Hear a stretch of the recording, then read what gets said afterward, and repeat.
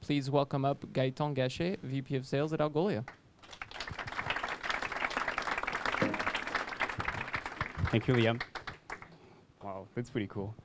So first of all, I'll ask a couple questions here, just to know who we're talking to tonight. So raise your hands, who is pre-revenue?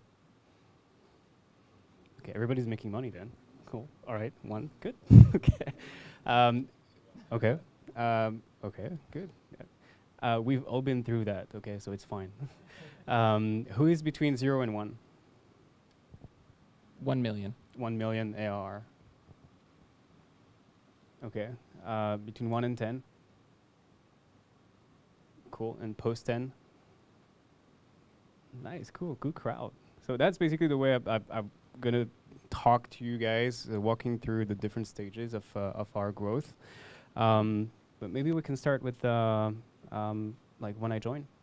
Yeah. Let's start from the beginning. That's probably so. Tell us about how you met Nicolas and Julien and how you got started with Algolia. So I used to work in San Francisco for the UB France, actually, that was called at the time. And I used to do outbound for French companies. And I actually recognized one person in the room that I worked with when I was there. Did that for about 5 years, moved back to Paris, and actually got introduced to Nico and Julien through a client I used to work for in San Francisco. And at the time, I talked to them. There were only 2 in the company. Both of them were hardcore tech guys, basically, still very technical founders. And I was the first one that started looking for a business person to join the company that had some experience in the US. And what would you say attracted you to Algolia as a company? There are plenty of tech startups out there in 2012, 2013. So one of the things we're really good at in France, it's tech. Really good engineers, and those folks were coming from Exalid. Another thing that I really liked about them was the culture. It's one thing I'm going to talk about a lot tonight in the presentation. Really good human fit with these folks. And then there's stuff that is like really tight to our product. The fact that we sell to developers, actually, it's pretty easy to sell to developers when you understand the product. There was a few things like that, but mostly the 2 founders and the culture. And what is? Well, why don't you walk us through the first year? Sure. Do you want to walk through that? Yeah. Let's do that. Okay. I'll let you take it away with. I don't have a third hand. Here, let me do this for you. See if we can get that going. Almost. So close. Oh, technical issues. Et voilà. There we go. Oh, that looks sexy. Cool. There we go. All right. So when I joined the company, that was in November 2013. We were 4 at the time, 2 founders, 1 VP of engineering, and myself. We're at $4,000 in MR, so mostly friends and family who had bought the product. So basically close to 0. Right after I joined, we went to Y Combinator. I don't know if you guys know that. Really cool program. A lot of things to say about that. But basically, what we learned through during YC is that we could go fast and that we had to go fast. The one word that kept being repeated over and over and over again was growth. The actual revenue number was not really what mattered. It was the growth that mattered the most. It's sort of what defined our value and defined our success. So during YC, we sort of decided that by the end of that year of 2014, we had to hit our first $1 million in ARR. So basically from zero to 1 in roughly 10 months. That's what we hit. When we put yourself in such a high growth mode, you completely change the way you operate. You take decisions much quicker. So the thing, fail fast. That's really what we did. We took crazy decisions very quickly, and we learned so much by doing that. One of the things that I realized when you work with smart people is that they're always right. Everything is logic. You cannot go against logic, except logic stops working when you're actually confronted with the reality. And the one thing that you need to do is you really try what seems to be logic and what seems to work. And that's one thing that we learned during Y Combinator. It worked really well, because by doing that, we learned a lot of things about things that we didn't know. During the first 10 months, as a salesperson, there was a lot of things that we needed to understand. The first thing is that the job was not so much about sales. It was sales, marketing, BD, customer success. It was all of that. So wearing so many different hats. And here's a quick list of the things that we needed to figure out. The first thing is, are we an enterprise company or an SMB company? That defines a lot of things. If your market is folks who will pay $20 per month, then don't go hire enterprise reps. You're a transactional product. You need to build, everything needs to be number driven. If you have a shot at selling 5-figure deals or 6-figure deals, maybe you're more an enterprise company. And that also defines everything, your marketing, your lead gen, all of that. So the idea during the first year was to try to basically test the limits of the product and how much and how far, how expensive we could sell. So luckily, during that first year, we closed 2 deals that were above $70,000 a year. So that gave us a hint that we're solving a 5-figure problem, that maybe we had a chance going up market. That was one thing.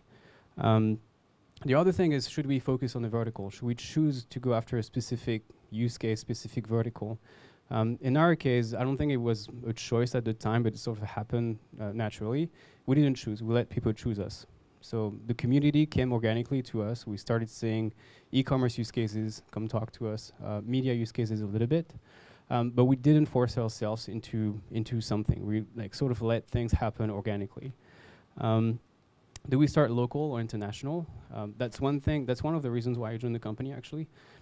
They wanted to go after the US first, and that's one thing that we did since the very beginning of the company. And as you'll see, after we kept doing that, even post that first year. I've never sent, until this day actually, we're doing it a little bit more, but at the time, I'd never sent an outbound email to a French customer or French prospect. Everything was massively targeted toward the US. I know we always say the US, but one thing that is actually pretty cool about the US is that everybody around the world know American logos. And it's actually, it may be as difficult to sell to Best Buy than it is to sell to Fnac. But Fnac, outside of France, nobody knows what it is. And you cannot leverage that at all. So the idea was to really go after whales logos, large and small. For instance, we closed Product Hunt very early. That was back in 2014. The hype around Product Hunt was huge, but it was actually a very easy account to close. So what we needed was visibility, and that's why we went after American potential and American clients. And then there is a lot of marketing things like what is our value prop? Do we have a product market fit? Who's our buyer? What problem do we solve? One of the things that was critical in that first year that sort of before I arrived, we had a very technical way of explaining our product. Talking about milliseconds and this sort of things, but actually what does it mean for the people we're talking to? So we had to start writing the story from the other side of the table. People don't care about search engines. People want to increase their conversion rate, or when you're, when your media website, what you want to improve is loyalty of your visitors. And we had to link the technology that we had developed to actually what people really cared about. And the idea of doing 2014 was to come up with those stories. And I tested so many different versions of that. Like, when I think about those, I'm almost ashamed. I'm actually ashamed. But we had to do that, just try and see what resonated. What didn't resonate? I guess the question is, what are you ashamed of? I remember during YC, and even at YC, I pitched a guy and say, you know when you go on Amazon and you feel this friction, basically we solved that. And he was like, what? Okay, it doesn't work. So let's try it again. Another thing that we had to figure out in 2014, linking back to the first question, is what sort of sales organization are we going to build? If we're an SMB product, then we're going to go after more junior reps, people who have a lower sales point, but build an army of reps. If we're upmarket, then you need to go after more seasoned reps, and it's very, very different. And at the end of the last year, we started having answers to those questions. So what's pretty cool is that the company at the end of 2014, we hit the million. We had a pretty good growth, and we hopefully were sexy enough to attract candidates to join the sales organization. So just at the end of 2014, we're at 1.2 million, roughly, I think, 400 clients, end of 2014, clients in 60 countries. And total headcount in the company, 9 people. And all based in Paris. Cool. Oh, yeah, one thing I forgot. This was true when we created the company, when we went through YC, and this is still true. Just to explain sort of this thing. That's our perspective of things, and you share it if you want, but we constantly have to feel uncomfortable. If we feel comfortable, it means that we're not moving, that we're not innovating, that we're not doing things differently. So just for myself, whenever I feel comfortable, I have this massive warning sign that not good at all, not good. You're settling. There's one thing that we really want is like not settle at all. And this has been in the culture of the company since the very beginning. It was sort of like taught to us during Y Combinator. And this is still very, very present. The next thing, first sales profile. For all the, I mean, you guys are selling already, so probably you're past that stage. But the first sales person can be a very, very critical hire. There's different profiles that you guys could go after. Successful VP of sales, top rep in a large organization. What else? Entrepreneur who failed. There's different sort of profiles. The one that is known to be the most successful is someone who has some sort of entrepreneurial experience, who's been a salesperson, business person before, who has already been customer facing, but who has already been in a very unorganized, very tough environment, very challenging environment. The first year is a lot about being rejected all the time. You fail all the time. You really feel miserable, but you have to like it. So I know it's weird, but that's sort of how that worked the first year. And that was you? Yeah. Whoa. Yeah, I lost a little bit of muscle since then. Wait, a lot of scars. First year as well. So a lot of people think, selling to the US is really, really, really hard. For us, it may sound super arrogant, but it actually was not that difficult at all. What you need is a local phone number. So we use AirCall for that. It's really cool. 415, that's the area code of San Francisco. You need to take calls when they want you to take calls. So you take calls at 1 in the morning, no problem. When they tell you, are you available at 3 p.m. for a call? You're like, yeah, sure, no problem. It's actually midnight here. And the next thing is a lot of miles as well. When they ask you, can you be there tomorrow or next week? You say, sure, no problem, and you book a flight. What people, one of the reasons why people are afraid, buying from someone who are not there is that just the distance, but it's a perceived distance. If you can be available when they need you, actually they don't really care. One of the things that we saw and still see in the US, people are used to buying remotely. The country is so big that a lot of people a lot of the vendors can be on the West Coast, and people will buy the buyers will be on the East Coast, and they don't travel all the time. So as long as you can be available, it's actually pretty easy way to sell. A lot of that, I mean, so one of the things about Algolia is you could afford to fly, right? Do you think the fact that Algolia had seed money made that more possible, or do you think that was just like you would have done it no matter what? Like at what point, how do you determine how much you're willing to invest on plane tickets in order to build business development in the US? Maybe I flew like 4 or 5 times during the first year. That's $5,000. That's it. No, it's very doable. It's very doable. That's fair. Oh, I think I know what the next slide is. Oh, Logitech. There it is. So, okay, so we end the first year. We're at the end of 2014. So I'm going to ask one question, and then I'm going to pressure all of you into asking questions. So I'll give you a few minutes to think about them.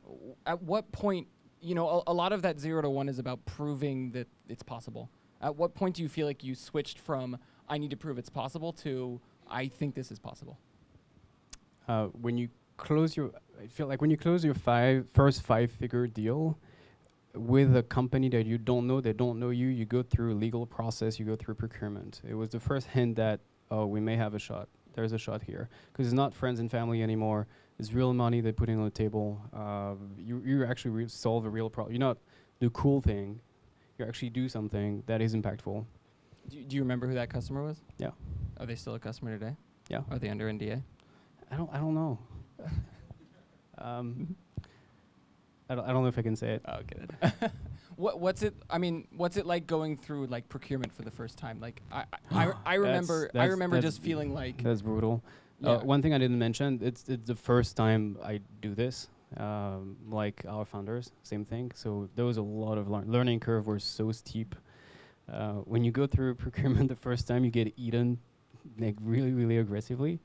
But that was good. You learn a ton. Being outside of your comfort zone. Do you guys have any questions? Oh, one sec. I've got an awesome device that I'm gonna jettison your way. Oh, there we go.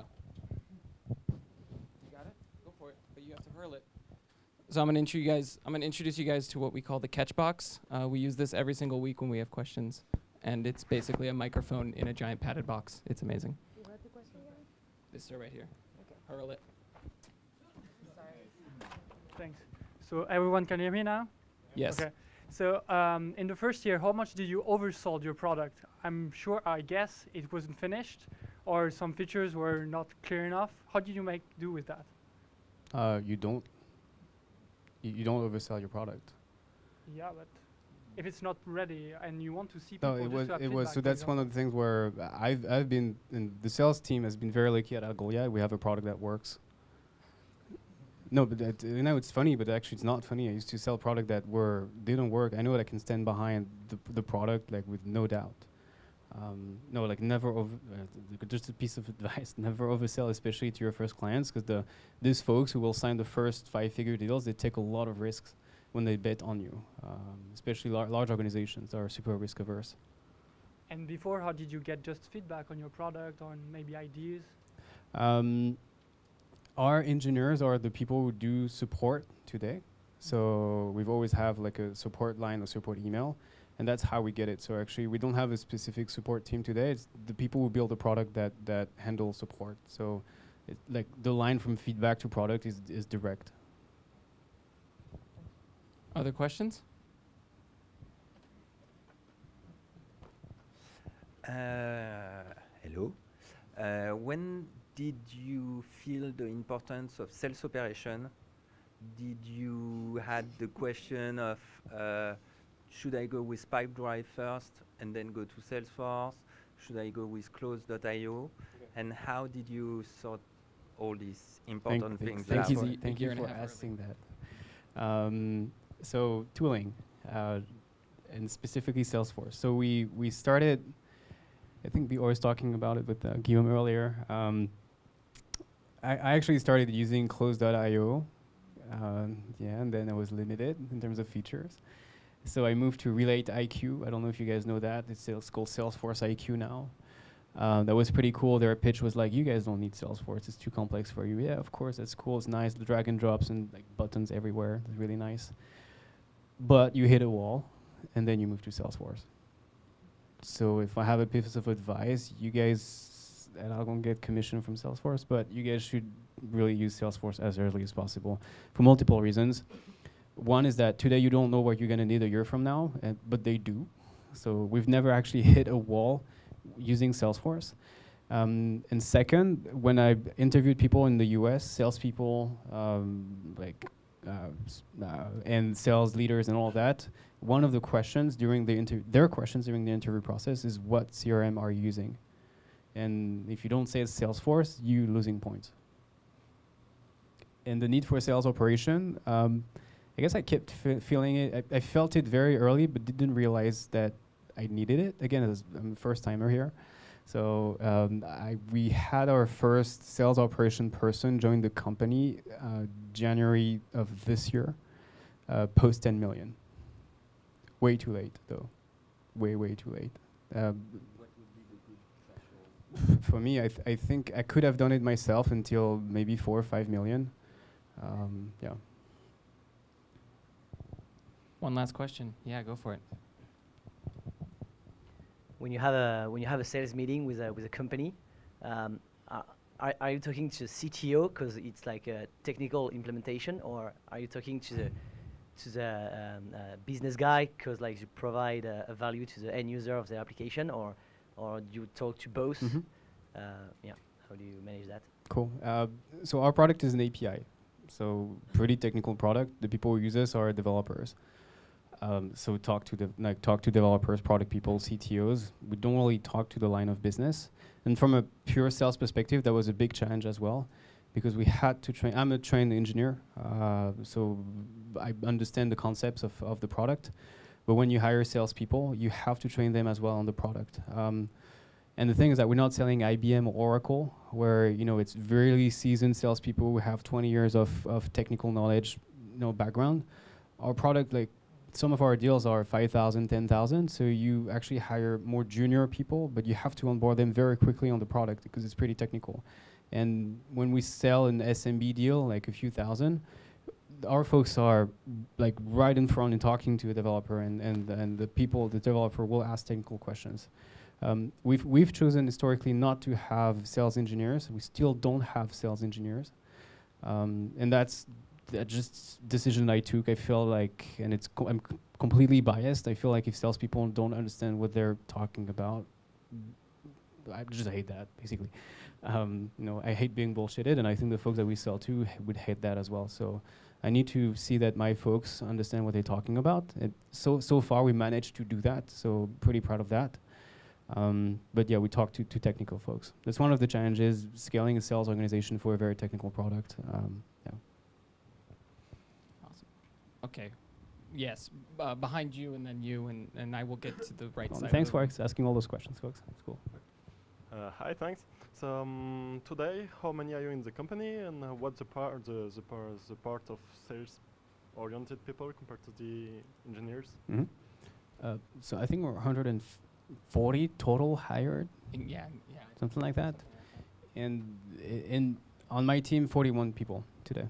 This week we had 7 people start, so the number changes regularly.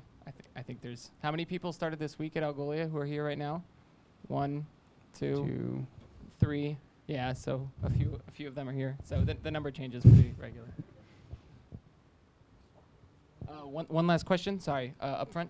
And sorry, 2 more questions. Sorry. Yeah. Whichever direction. They're both going to get to talk.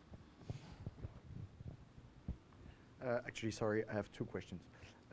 First question, I didn't understood if you are SMB oriented or enterprise, because you were saying that you had 400 customers for around 1 million revenue. In the meantime, you explained that you had big deals. So that's my first question.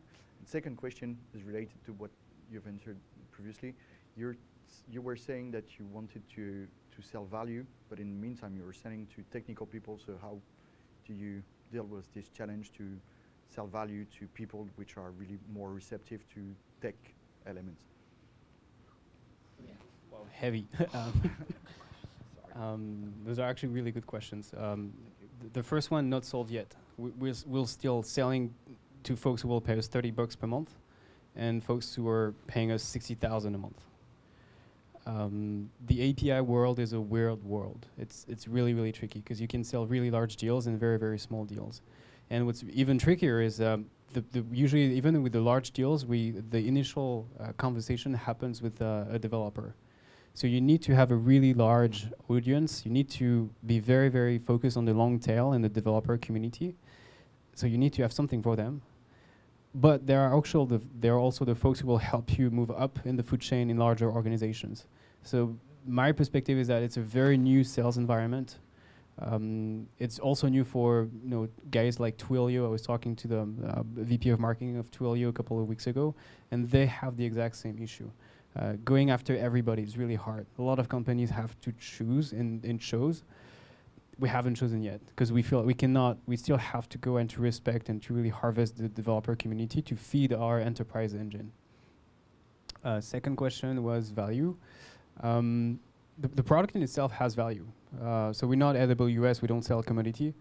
On top of the API, we can add tools for, we actually have tools for developers to use the API even better. So that's the sort of value that we have. One of the things that we start seeing is that the folks that we sell to right now are not necessarily super early adopters anymore. They need to have a proven return on investment. So when we run proof of concepts, they will A/B test us. And that's sort of the value. So they test, are we increasing their numbers or not eventually? So that's also one thing that you need to do very, very early on, is not fall in love with your tech. You really need to change to have an impact on their bottom line. either cost or help them make more money. It's something that we try to focus on very early in the days of the company, especially when we talk to larger organizations. We don't really care about the fact that you went to YC. Most of them have no idea what's this thing, and they really want to have they really want to grow the bottom line. Okay, let's do one more question and then we'll move on. Oh yeah. Question about your pricing. How did you define it? Did you iterate a lot? Can you That's a great can question. you elaborate a bit? You look at what other people are doing.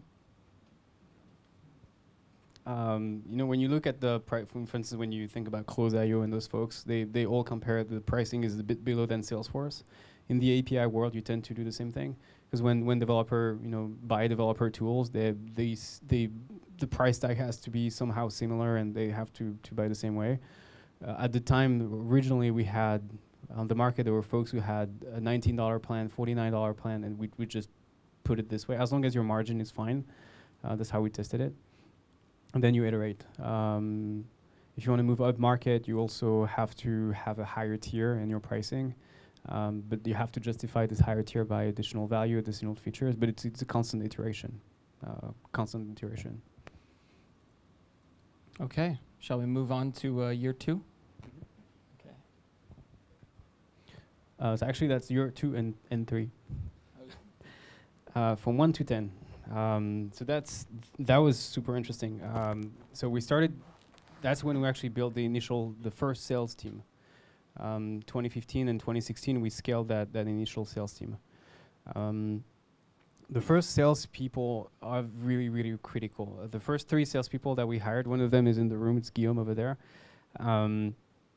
Today they're still with us and they grew really well with the company. But there were for us very, very specific profiles. Same question: should you hire a top performer at another organization as your first salesperson? I'm going to share something about that later, but actually we decided to go with people who showed grit first. Grit, entrepreneurial spirit. Our first rep, Jeremy, had decided to move away from Roland Berger. He was well paid everything, MBA at INSEAD, and then really wanted to join a startup. So that guy was completely outside of his comfort zone, taking massive risks, really loved it. So he joined in January 2015. Our second rep was Alex. And actually, Alex was coming from Atlanta. No link to France whatsoever. He just wanted to, test something else, prove himself, see how he would operate in another culture. Was coming from a sales background, but he had more of an entrepreneurial background. I created a few companies before, and we actually flew him from Atlanta to Paris. That was pretty cool for a few reasons. What I wanted to do, I wanted to have some American blood in the organization. It forced ourselves to speak English. So from the day he joined, we switched to full-time English in the open space. So French is not allowed here, which is weird, right? But not allowed in the open space. And actually, we gamified the thing a little bit because I offered to every new international employee a box. I don't know if you guys know that, a moo box. When you turn it around, it makes a noise. And every time they would hear French in the office, they were allowed to turn the box. And literally in 2 weeks, there was no more French in the office. That was really cool. So those were our first two employees. Massive amount of grit, ready to literally eat shit. Really hard for them. No sales collaterals, no nothing, no onboarding program, none of that at all. Very, very successful though. What we did as well in parallel, we started hiring more junior folks, and Guillaume at the time was way more junior than what he is today. And why did we do that? We didn't want to put all our eggs in the same basket. We wanted to start growing people from very junior position because we knew that our product was very, very technical, and onboarding would take a lot of time. So we decided to invest in more junior profiles, groom them, so that when the time comes, we can move them to higher tier. And Guillaume, for instance, started as an SDR doing outbound, and now is an enterprise rep in less than 2 years. So that was that was the first year. One of the things that we did, one of the mistakes that we did was the first hire in San Francisco, and it was our mistake, not the rep mistake. Why was it a mistake? We hired a guy who was coming from a much larger sales organization. Company is 1,000 people. He joined the company, successful track record at that organization, but huge failure for us as a first salesperson in the US. Now when I look back, it was obvious that it could not work. This person was used to having, leads coming from marketing, pre-qualified by SDRs, working just on clean opportunities, sales collaterals everywhere, legal department that was helping him, negotiating contracts, all of that. We didn't have contracts, first off.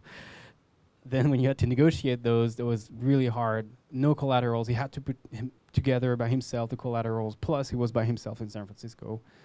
So basically, for a month, we had to let him go. It didn't work at all. So we questioned ourselves, what is actually the right profile to start somewhere? And all we had to do is just to look at the folks that we had in Paris. And we replicated that and hired, later that year, a profile that was former entrepreneur, same mindset, ready to be in the trenches and basically hurt and take hits. And that one worked much, much better.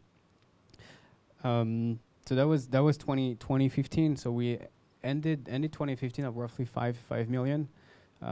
Most of that closed from Paris. We closed our first 5-figure deals that year, and ready to hit 2016 basically. End of 2015, we had 6 people on the sales team. Let's see, and I was still closing deals as well. Maybe one of the questions that you guys can ask yourselves is, when should the VP of sales or the sales lead stop closing deals? The last deal I closed myself was in June 2016. It's really important to have your sales leader close for as long as possible, because there's so much to learn. Like I cannot coach people if I haven't done it myself first. And the other reason is I had to keep, because we had set for ourselves a target for the year. I didn't know if the target I set for the reps was the right target or not. Huge risk, to be honest. So I had to keep some sort of buffer.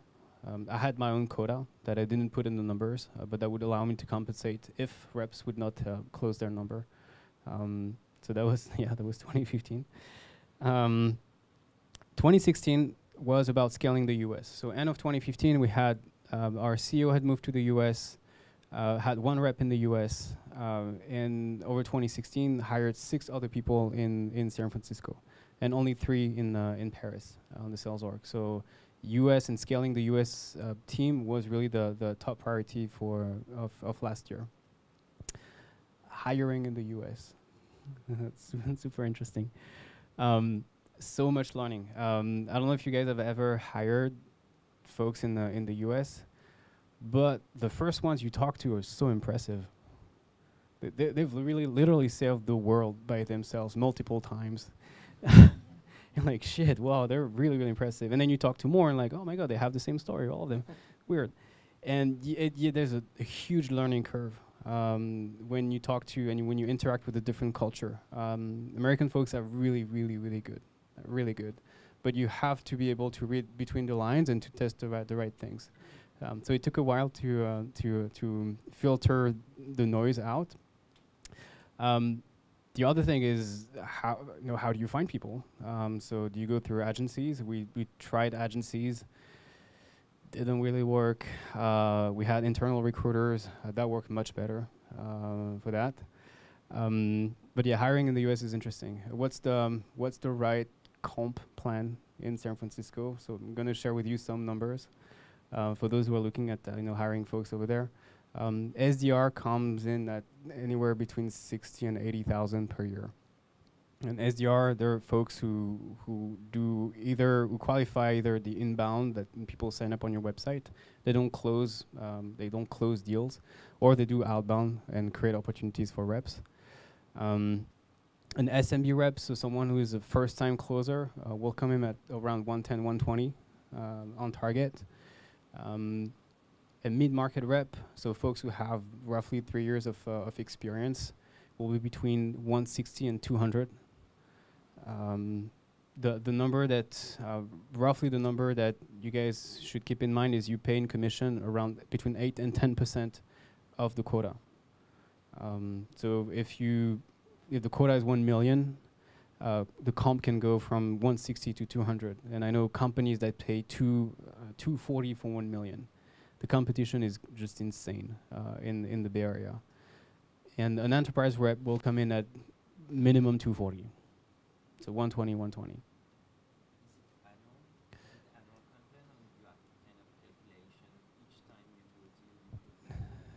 So the question is it annual comp plan? Yes, it's annual comp plan. So, and then you build a commission model based on it's a percentage of the deal that it close. Yeah. So the first time that you hear those numbers, you're like, no way, you guys are way too expensive. But actually, you learn that there's a price tag on anything and on everything. And top performers, top people don't come in cheap at all. So you really have to swallow that pill. How do you make Algolia a sexy organization for top performers? Or any company. I mean, obviously, you went by the work that you achieved the previous year. So the growth of the company, that's one thing that is super important. We had raised a bunch of money as well. So in 2015, we raised our Series A, 18 million. So that's also a good signal for folks. And now it's become an argument. Now we're in sort of the new economy, very new sales model. There's a lot of money to make selling APIs and tools and solutions for developers. So we're sort of like the post Salesforce, post Box, post Zen, all of that world, and that's a very sexy environment for salespeople, sales folks. So you talked a little bit about U.S. comp. How do you deal with having salespeople in 2 different continents? And yeah, that's a good one. So still today, we have salary transparency at Algolia. So we have a Google spreadsheet where the salaries of everybody, including the founders, everyone, is accessible to everybody.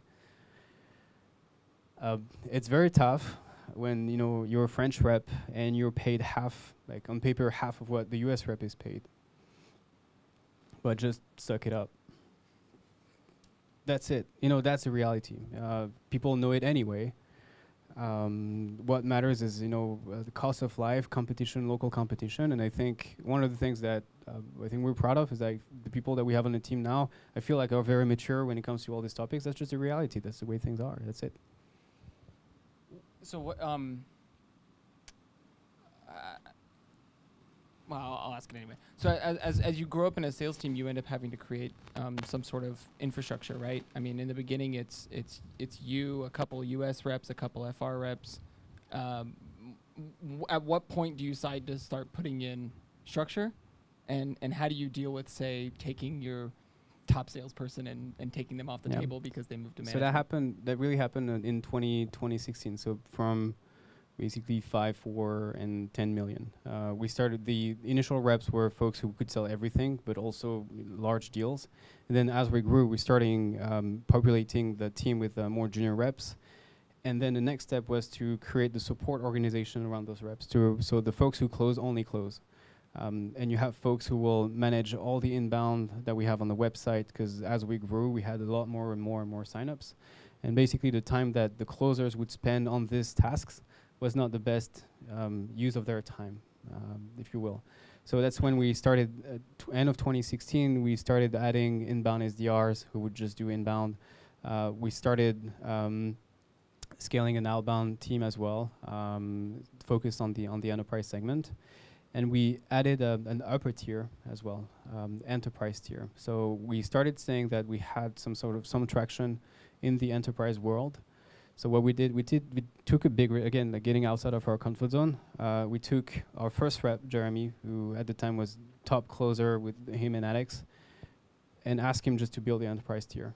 So from like overnight, I lost a closer, a guy who would close 1.3 million per year, and ask him to build that tier. That was a big risk that we took, but again, it's about doing things differently, and it worked out. It worked out pretty well so far. So end of last year, we started to have some of the framework of the sales organization. We had the different segments, so SMB, mid-market, and enterprise, based on the number of employees of the companies that we would go after. We had the SDRs who would support this reps, and I started as well building a customer success team, because one thing that happens, there is the honeymoon phase where your clients love you and you're like, oh, we have no churn, things are perfect. But actually, like a year or two after you close the deal, teams change at your clients, and people question the choices of the old team. And if it's old team, it means that things have to change, and they will question everything.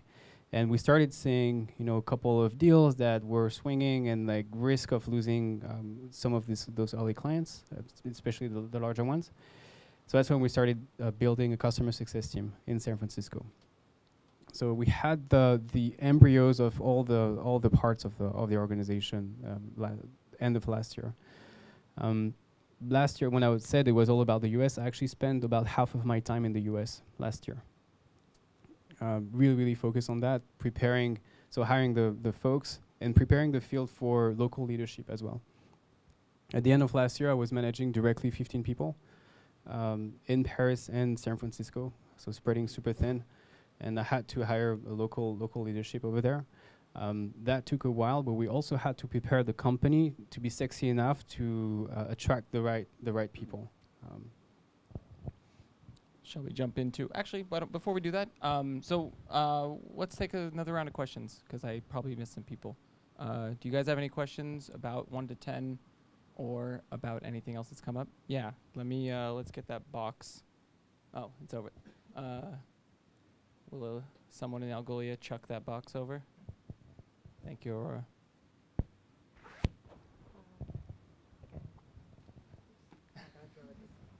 Thank you. Have you considered put the sales team not in San Francisco, as it's much more expensive than other places in the US, like Beam, for example? So what you have in San Francisco for our industry is knowledge. People have been selling SaaS products over there since Salesforce, basically, so roughly 15 years. So when you look for people who have enterprise sales experience, selling SaaS, mainly in San Francisco. When you look for sales leadership who know how to train folks on selling SaaS, who have all the reflexes, everything, that's in San Francisco. For more junior folks, though, SDRs, there's other options, and today we have a team of SDRs in Atlanta. And a lot of companies are actually doing that. And usually the way they do that, they have either it's like an old timer at the company who is from somewhere and wants to move back, and that was actually the way it worked for us. So Alex moved back to Atlanta earlier this year and started scaling the SDR team over there. And there's like, for instance, Zendesk, they have massive operations in Madison right now, and there's folks who have, Salt Lake City is also an option. Phoenix, Zenefits has a lot of SDRs in Phoenix. I had a question about convincing the first enterprise customers while having 0 representatives in the US. I question that. What arguments did you use or promises did you make in order to secure those customers? You give them a phone number in the contract and you tell them they can call you anytime. And then what's funny, we had one actually who tested us. He was always setting up calls at midnight. Oh my God, it was horrible. And we would just take the call, and that would just reassure them. For the contract, don't you need any Q9 form or any legal existence in the US for the contract? It's a good. So the question is, in the contract, did we need any local presence? So actually, we flipped the headquarter of the company during Y Combinator. So officially, the company is American now, and our HQ is in San Francisco. Yeah, other questions? Jump. Oh, yeah. Well, you need to catch it on the video. Yeah. For all the children at home. Hi, thank you. My question would be in light. Okay. My question would be in light of everything that's been said tonight. To what extent does your sales strategy differ from one continent to another? Because it can appeal to any sort of website, the product, in the end. So, would you say in France, would you target one type of business or one size of business and not sell it the same way in the US or? No, so today's still the same. The way you negotiate though is very different. When you sell to Lebanon, or Netherlands, or the US, it's very different. And we learn it every day. Selling to Middle East, there's a lot of passion. Selling in the US, there's not a lot of passion. It's very pragmatic. But then when it comes to strategy, it's the same. I mean, our impact is the same. Yeah.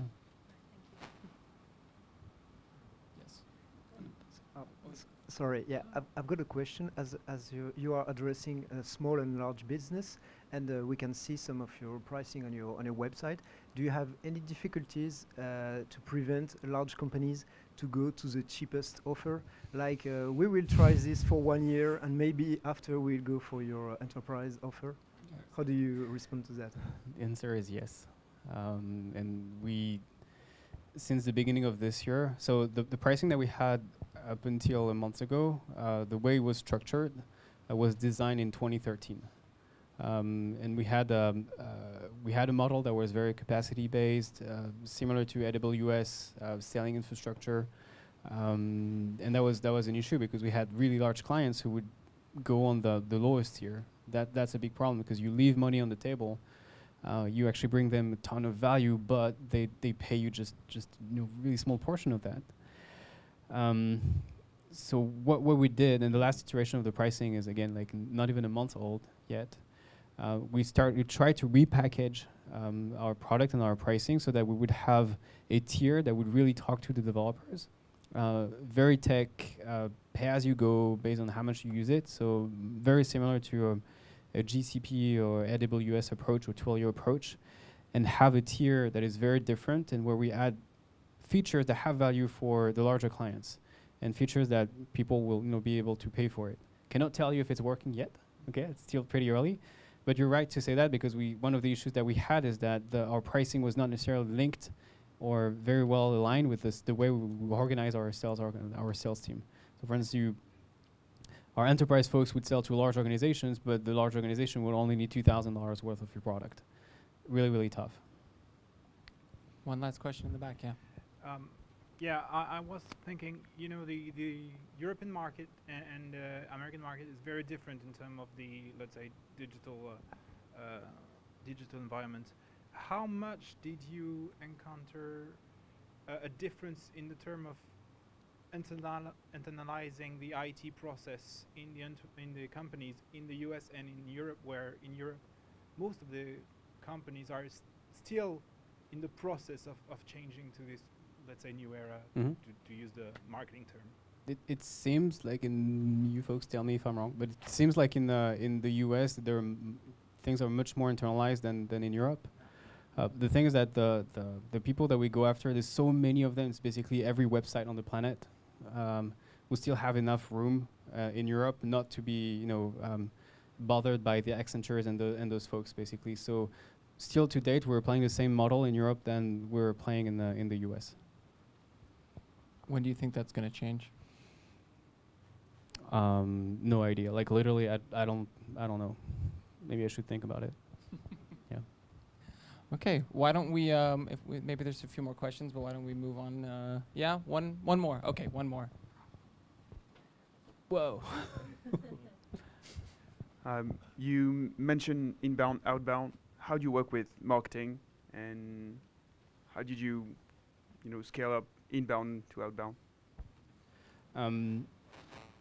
So today we still fed massively with inbound. We were 100% fed with inbound until Q3 or Q4 last year. when we started to go up market and build the enterprise tier, we knew that those folks, they don't read TechCrunch, they don't go on Stack Overflow. So that's when we started really scaling the outbound team. One thing that I didn't mention though, we tried mass outbound in 2016, that failed. Because developers, people are swamped, with emails and stuff like that. So we couldn't do personalization of the emails and things like that. Didn't work. We tried it again when we went up market on the enterprise, and the way we approached it, I think per quarter we had 30 accounts we were going after. Highly personalized emails. We even created videos in the email, and the returns were really, really good. So for that tier, outbound worked pretty well, and for the other tier, still fed with inbound. It's actually something that I'm going to discuss for 2017. So past 10 million.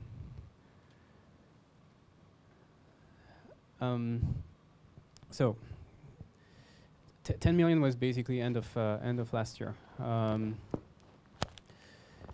End of last year, we sat down and we thought, what are we going to achieve next year? What do we want to do? And the idea was to basically we'd say, okay, what if we go above 100% growth again? What does that mean for us today? About a year ago, actually beginning of Q4 last year, we were 60 people and 13 people on the sales team. Okay, so the goal was basically to beat 100% growth year over year. The thing is, we didn't look at how much we could achieve with the headcount that we had at the time. We really take it the other way around and say, okay, what if we want to do that, what does it mean today? And that's when we really flipped. At 10 million, the company transformed itself completely. The way we were thinking and the way, especially in sales, the way we're thinking about things are very, very different. It's all about planning, replicating, predicting. Very different. That until 10 million, I basically had like very little idea what we're doing. Like good surprises happened, and you was like, oh my god, like I have a good feeling. But now post 10, it's not about feeling anymore. You have to really understand the model. At 10 million, you've proven you have product market fit. You know it works.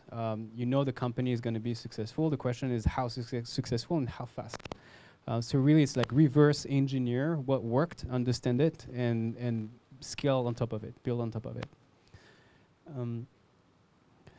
So when you want to hit 100% growth, well, it means a few things from a sales perspective.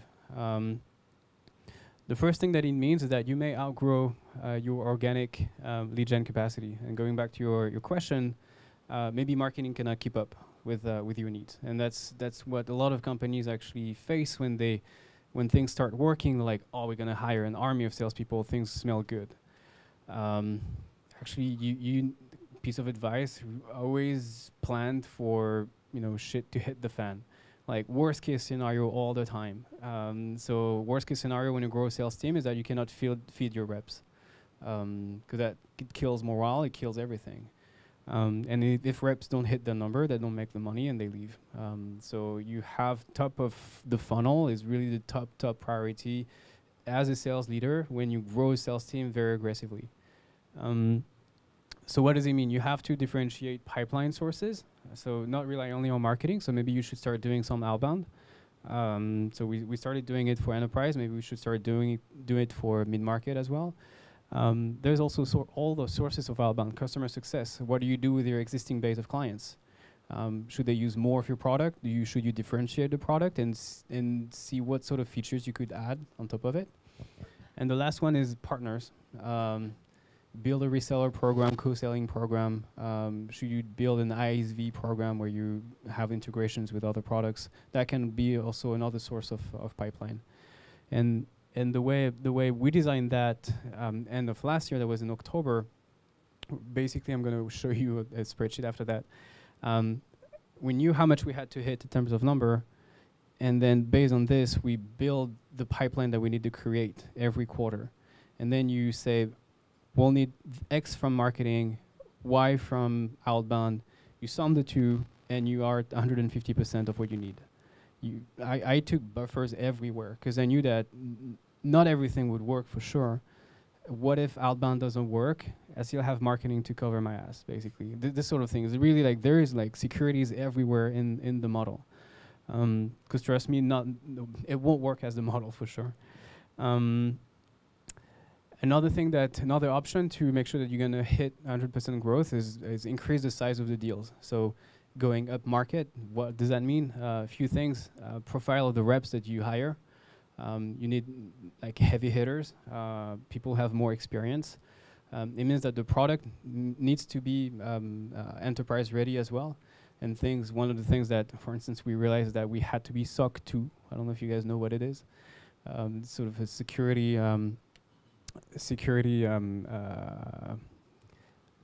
Adam. Yeah, Adam, he's our SOC 2 guy. So we had to be SOC 2 compliant, basically in 6 months. So Adam, who's over there, worked crazy to make sure that we would be compliant by a certain date, because if we were not compliant, we could not move up enterprise. Right now, there's another thing that's happening. It's called Gdpr. I don't know if you guys are aware of that. We have to be Gdpr compliant by May next year. So there's things like that that you don't think about when you move up market, because the folks that you sell to are startup that don't care about those things. But actually, when you sell to larger organizations, they do care about those things. So you need to change the product a little bit and include that in your roadmap. Yeah, and the last thing that you need to anticipate is churn as well. So for instance, in the model, churn can grow pretty fast. Right now in the model, I have the equivalent of 1 full-time rep in lost revenue per quarter. So you need 1 rep just to compensate for churn. So there's a lot of things that you need to do like that. So what we did, October last year. So October last year, we were 60 people. We said, okay, we want to hit more than 100% growth. The way we did that is, okay, what's going to come from closers? What's going to come from sales service? Then you take the closers part and you say, how many quota do I need? What is the ramp of my reps? Because one rep that you hire won't be fully efficient, in the first 6 months. The first 5 months are pure onboarding. So actually a rep that you hire with a target of 1 million, the first year will only hit 700,000 because of the ramp. So you take the ramp into account, and then you play with when do we hire those reps. So that's one thing. Then around the rep team, around the quota carrier team, you need to add SDRs. And then you start figuring out what are the ratios that you need on your team. How many SDRs or how many reps can an SDR work with? So in our case, it was 1 inbound SDR for three reps, 1 outbound SDR for 2 reps, for 2 mid-market reps, and 1 outbound SDR for each enterprise rep. At the time, we had 1 outbound SDR, that was it, 1 inbound SDR, so it was pure gut feeling approach. So that was the sales team. Then you build your management team. At the time, there was no management. I was in direct with all the reps. And you take what the market does, and you know that, for instance, Google has a 1-for-7 rule. So 1 manager for 7 people. Then you add your managers. And you're like, oh, maybe we should start scaling a sales operations team. How many people? Maybe 2, maybe 3. I don't know. Let's put 3. And then churn. So customer success team. So you talk to people who know about the topic, they tell you that you need 1 customer success for every $2 million of portfolio. So that's how you build your customer success team as well. Then we have our solutions engineers, which are actually engineers who work on the accounts. We decided to go 1 for 1, 1 solution engineer for one closing rep. So that gives you a head count, and then you sit down and you say, okay, do we want to be like a sales first company, or do we want to still keep the balance between, engineer and sales? Okay, so you decide that, and then there is a marketing team on top of that, and the number that we ended up with was 160 people end of 2017 to hit the 2017 number. Showed that to the execs, and they looked at me and like, are you out of your mind? Seriously, there's no freaking way we're gonna hire 100 people, in the next 12 months. And I'm like, okay, that's just the beginning, guys, because to hit this, we actually need to hire 40 people just in Q1. Like before end of Q1, we need to hire 40 people. And I'm like, oh shit, okay. We had 1 recruiter, 2 recruiters at the time. So that was a big challenge, and that was October 2016. But we had to do that. And actually, then you decide, okay, do we do it or not? And you decide yes, and then everything starts, you put everything in place. You start interviewing dozens of people, and you actually realize that it's doable. End of Q1, we had 98 people total in the company. So we did hit our hiring number. And then with that came a lot of challenges for the company, but the sales organization as well. The sales org, we went from 13 end of 2016 to 30 people end of Q1. So almost triple, like more than double the size of the sales organization. Started adding middle management as well, which was not a traumatizing moment for the company, but a little bit, because up until 60 people, there's like the exec team and everybody else, and people have access to to the early employees and all of that. And then you start telling people, actually, we need to start hiring like managers, and like, oh shit, it's not the same company anymore. We thought we were a flat company, and all of that. And you actually realize, oh my god, like there was like miscommunication, and it is a tough moment moving from 60 people to 100 people. I don't know if, like, who went through that, but it was a tough moment. And so that was Q1 of this year. So basically, one thing that really changed is moving to a capacity planning approach when we predicted 2017, and that was a big move from post $10 million. If I step away for a second, first thing is, this is how Gaëtan explains everything every time he talks to the company, is a giant spreadsheet. I don't know if this is normal, but every time Gaëtan gets up on stage, I have to read a 20 by 20 spreadsheet.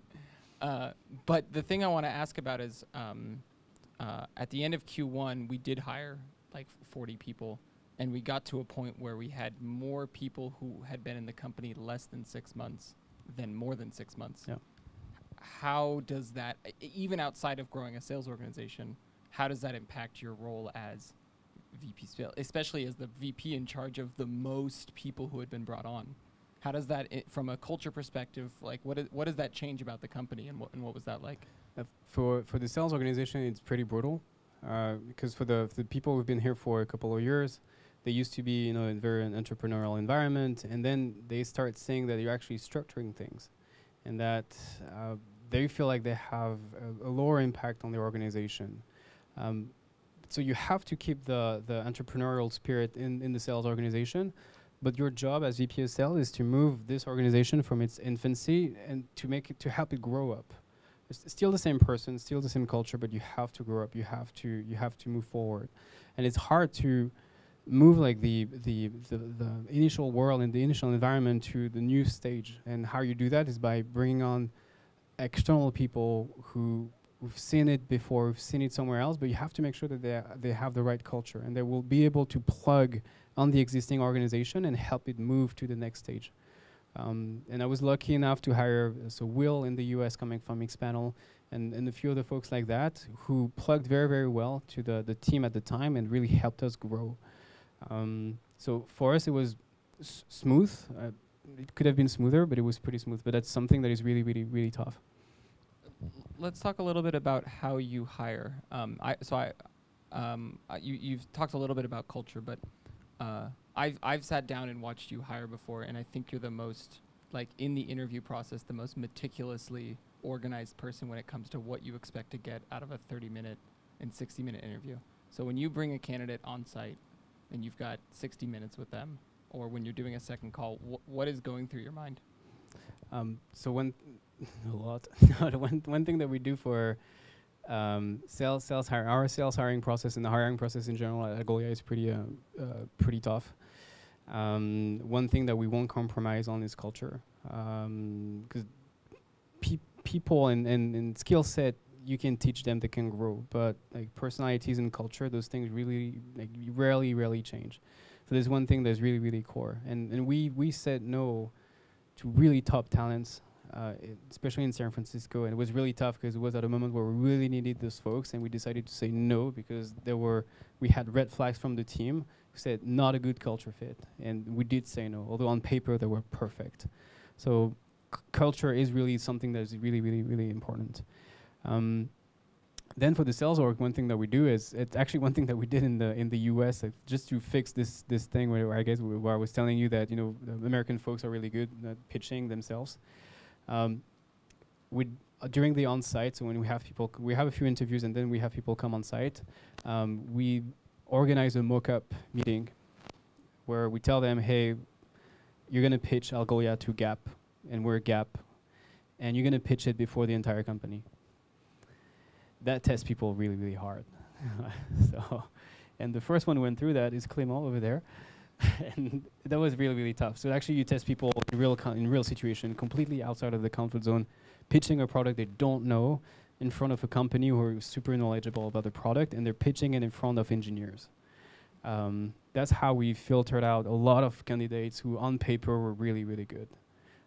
Another good thing that I think brought to the company, the fact that we did that, is that now the engineers, they've seen this presentation probably 100 times, 150 times, and now they're able to assess salespeople, right? That's pretty cool. So now they're able, they come at us and say, this guy was pretty good, right? And they now they understand the job, a part of the job. So that was pretty good. It was like a sort of a nice thing that was not expected initially. But yeah, a few of the things that we do.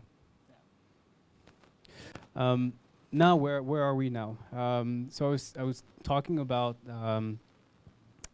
planning and all of that. One of the things that we're trying to crack right now is this thing, atomic go-to-market team. Go-to-market team.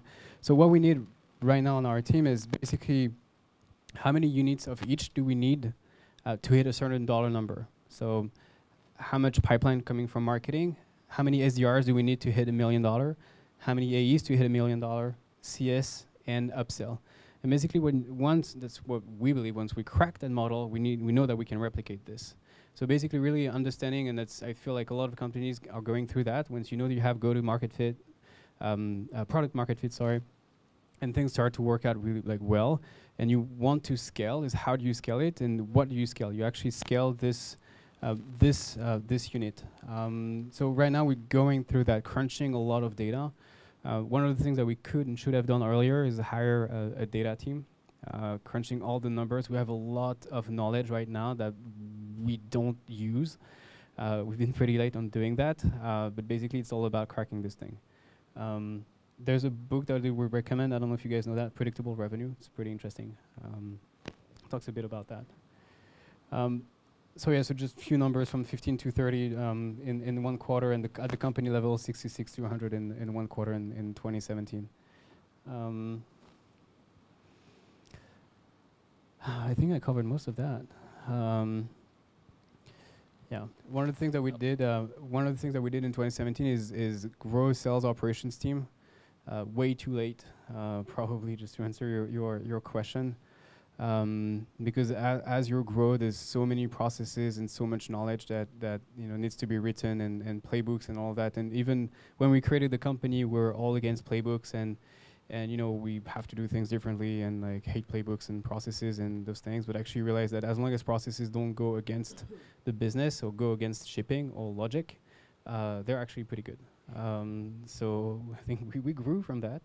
And I think right now we're more mature, and scaling the sales operations team was something pretty critical. You don't think we still reinvent the wheel every once in a while? Rewrite the playbook?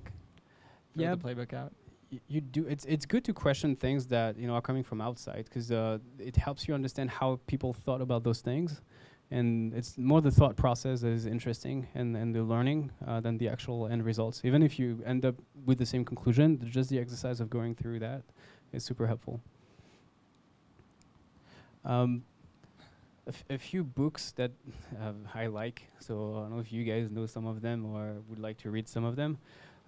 Really, really cool. Sales Acceleration Formula, written by the VP of Sales of HubSpot. That guy grew sales from 0 to 100 million and more, I think, at HubSpot. Really, really good book. Challenge the Sales. I don't know if you guys are familiar with sales methodologies. This one works pretty well in the tech world. It's all about being solution selling and all that. To Sell is Human, pretty cool as well. Top Grading Sales is about hiring salespeople. Really good. And the ones at the bottom are more like for CEOs and culture things, pretty good. And a few blogs that I love reading all the time as well.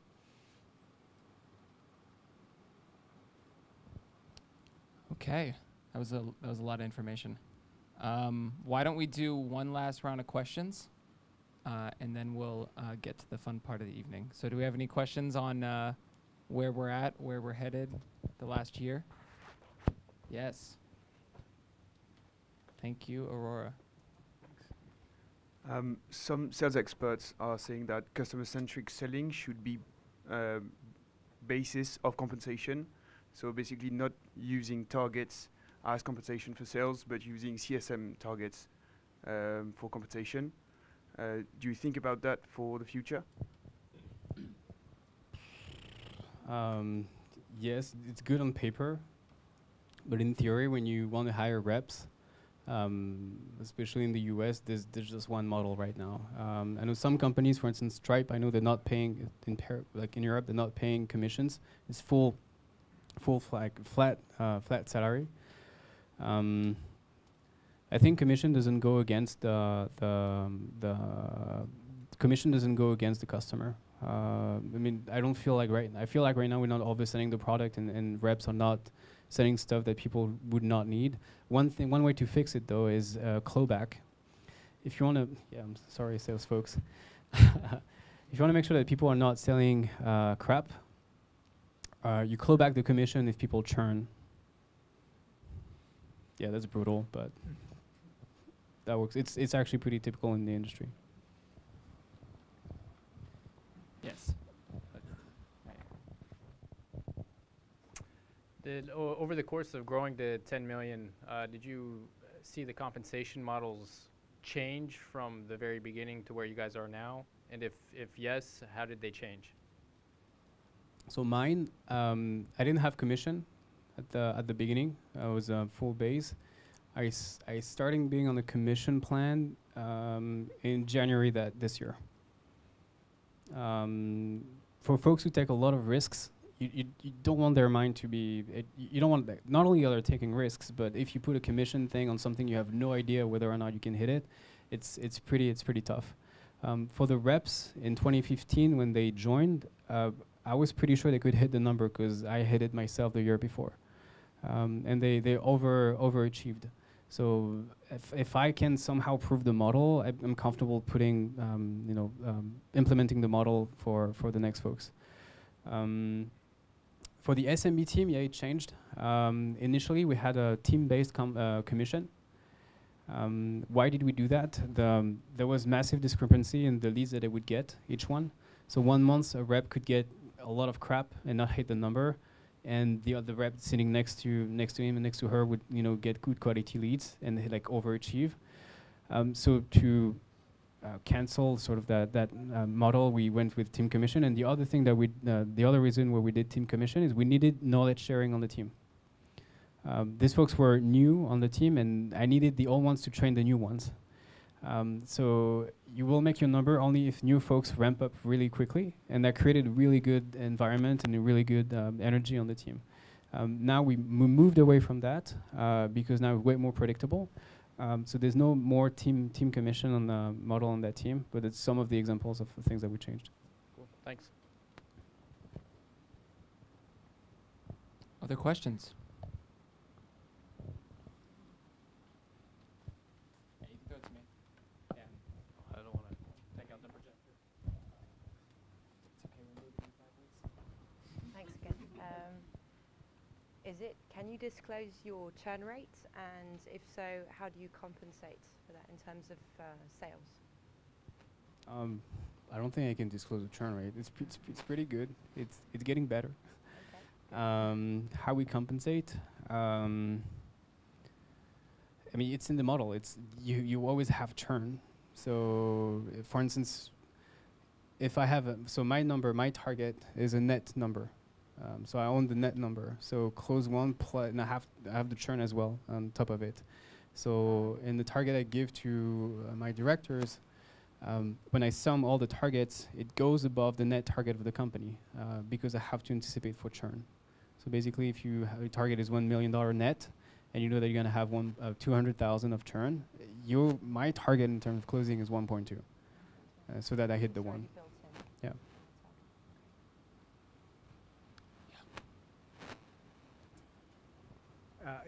My question is more based on the client perspective. So you said most of the time you speak to the IT people, the CTOs or the IT techs. And from what I know, they mostly rely on documentation. And what amount of, how thorough is Algolia's documentation, and how much time one needs to put in terms of getting into this API? Maxime? Okay, so this guy over there, Maxime, is full-time on the documentation. Documentation for us is one of our biggest marketing tool. Really, really impactful. So we really see that as very, very core in our lead gen. Our documentation represents about 40% of the overall traffic online. Our our docs homepage is the 5th most visited page, and it's below sign in but above sign up. If that gives you an idea. Thanks.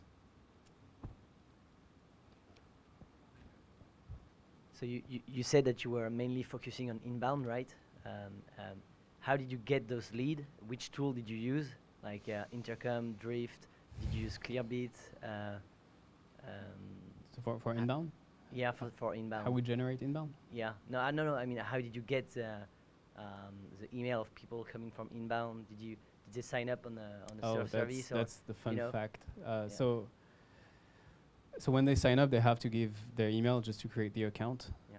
But then there's been a lot of conversations around, should we ask them for first name and last name and company and things like that. And it's a good tension that we have internally, because developers will say, if you ask for that, people won't sign up.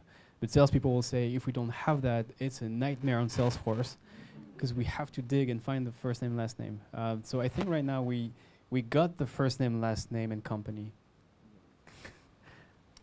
It's a 2-step process. It's now. Yeah, I signed up today. Yeah. I sign up pretty regularly. It's 2 different pages right now. So the first thing you do is leave your email and maybe your name. Yeah, and then the second one, we optionally ask you for and some then extra. it's a sales rep that is going to call you, or is it self-service? So there's a few things. It depends. If you're a large company, it's going to be like a personalized email that is going to be sent to you. If it's like a Gmail, you go through a sequence. So we're using Pardot for sequences. To enrich the leads, we're using Clearbit. We used to use Reportive as well.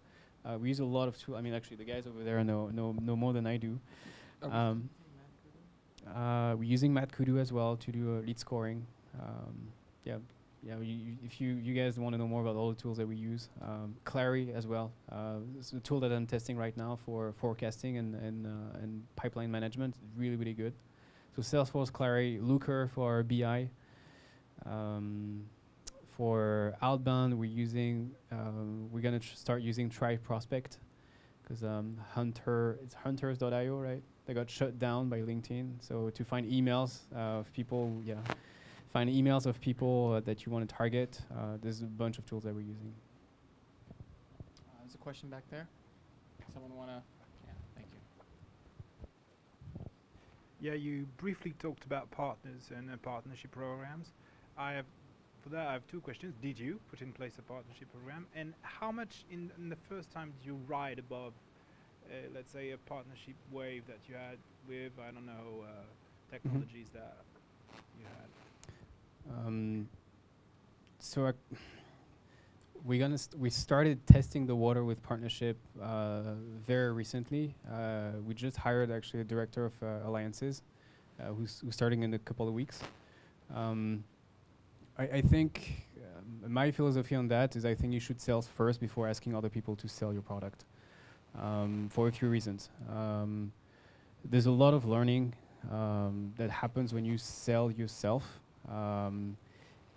And when you go through a partner, you need to train their reps to sell. You need to have the right collaterals. You need to have all of that. So you really need to have a good support organization to support your partners in selling or pitching your product. So that's something that we're just starting now. We have folks who wanted to resell us. We said no. because it can be pretty tough when you have folks selling against your salespeople. It can be quickly a nightmare because you don't want to have competition between your reps and people who resell the product. It's actually our perspective. It works maybe for other products, but for us it was tough. So we're probably late in the game of partnership, but we'll just see how that goes. It was just the way we did things, and maybe now is a good time. Yeah, go for it. Back there. Yeah, there you go. I assume that you've lost a few good people in the process. What could you do to prevent them from leaving the team? So on my team, lost one and let go 2 in 4 years. So we have a pretty low attrition.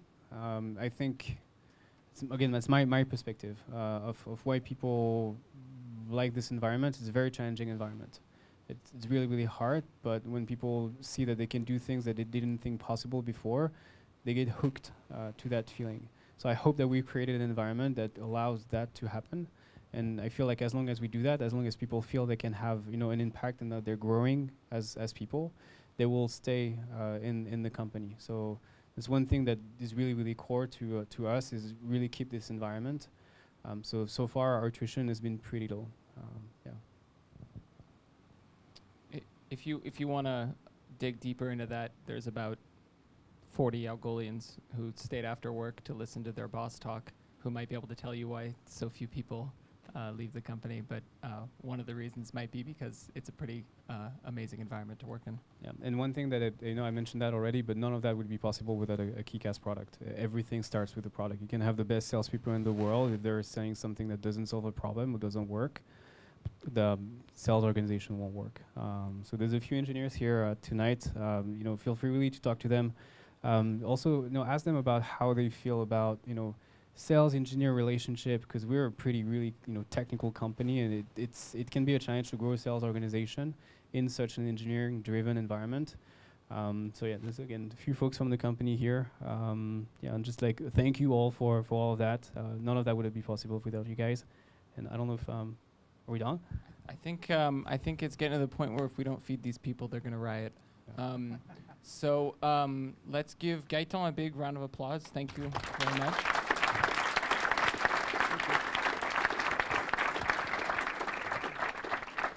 Thank you guys for sticking around and listening. Not one person went to the bathroom for 90 minutes.